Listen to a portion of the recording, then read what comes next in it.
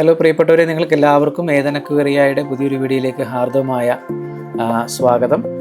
അപ്പോൾ നമ്മൾ ഇന്നൊരു ചെറിയ അൺബോക്സിംഗ് ആണ്. ഞാനും എൻ്റെ മകനും കൂടി ഒരു എയർ പമ്പ് അൺബോക്സ് ചെയ്യുകയാണ്. ഞങ്ങൾ ഒരു ആർട്ടിമി വിരിയിക്കാൻ വേണ്ടിയിട്ട് നമ്മളൊരു എയർ പമ്പ് ആമസോണിൽ ഓർഡർ കൊടുത്തിട്ടുണ്ടായിരുന്നു. അതിന്നാണ് നമുക്ക് കിട്ടിയത്. സോബോ എന്ന് പറഞ്ഞ ഒരു കമ്പനിയുടെയാണ്. എല്ലാം ചൈനീസ് ബ്രാൻഡൊക്കെ തന്നെയാണ്.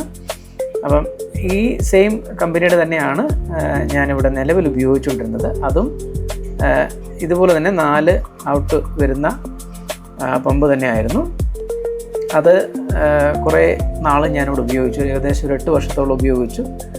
അത്രത്തോളം നമ്മൾ ഉപയോഗിക്കുമ്പോൾ അതിൻ്റെ ആ റബ്ബർ പാർട്സ് എല്ലാം കുറച്ച് ലൂസാകുകയും പിന്നീട് അത് പൊട്ടിപ്പോവുകയും ചെയ്യും. അങ്ങനെയാണ് പുതിയത് വാങ്ങേണ്ടി വന്നത്. അപ്പോൾ അതിൻ്റെ കൂടെ നമുക്ക് 2 ഓസ്, അതായത് എയർ ഓസ് കിട്ടിയിട്ടുണ്ട്. അത് അത്യാവശ്യം നല്ല ക്വാളിറ്റിയുള്ള ഓസാണ് കേട്ടോ. അപ്പോൾ ഇതാണ് നമ്മുടെ ആ പമ്പ്. ട്രാൻസ്പെറൻ്റ് ആണ്. അത് നിങ്ങൾക്ക് ഓപ്പൺ ചെയ്യുമ്പോൾ കറക്റ്റായിട്ട് മനസ്സിലാകും. 4 ഔട്ട് നമുക്കിതിനകത്തുനിന്ന് എടുക്കാൻ പറ്റും. അത്യാവശ്യം നല്ല പവർ ഉണ്ടായിരിക്കും. നമുക്ക് അത്രയും പവറിൻ്റെ ആവശ്യം ശരിക്കും പറഞ്ഞാൽ വരുന്നില്ല. എന്നാൽ ഇങ്ങനെയുള്ള പമ്പുകളൊന്നും നമ്മൾ ഈ എയറിൻ്റെ റെഗുലേറ്റർ വെച്ചിട്ട് അത് കൺട്രോൾ ചെയ്യാതിരിക്കുന്നതാണ് നല്ലത്. അങ്ങനെ ചെയ്യുമ്പോഴാണ് പെട്ടെന്ന് ഈ കംപ്രഷൻ ഉണ്ടായിട്ടത് ആ പ്ലാസ്റ്റിക് റബ്ബർ പാർട്ടുകളൊക്കെ പെട്ടെന്ന് ഡാമേജ് വരാനുള്ള സാധ്യത. പക്ഷേ ഞാൻ എൻ്റെ കയ്യിലിരിക്കുന്ന പമ്പ് ഏകദേശം ഞാൻ 8 വർഷത്തോളം ഉപയോഗിച്ചു എന്നുള്ളത് വലിയ കാര്യമാണ്. ഏറെ നാളത് ഞാൻ ഉപയോഗിക്കുകയും ചെയ്തു.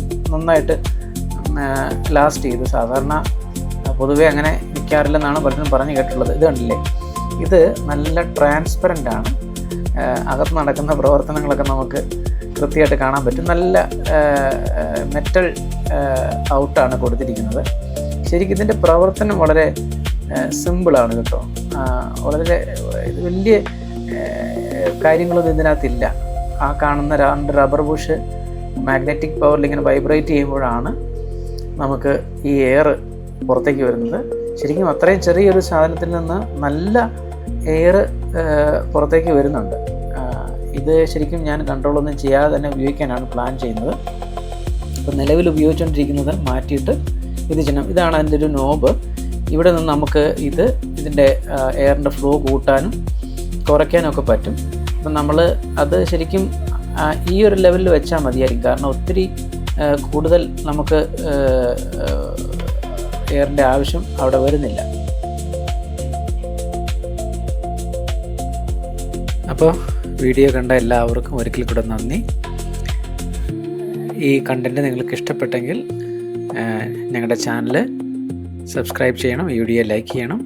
ഇങ്ങനെ ആരെങ്കിലും നിങ്ങളുടെ ഫ്രണ്ട്സ് ഉണ്ടെങ്കിൽ അവർക്ക് കൂടെ ഒന്ന് ഷെയർ ചെയ്ത് കൊടുക്കുക. അപ്പോൾ എല്ലാവർക്കും ഒരിക്കൽ കൂടെ നന്ദി. Thank you.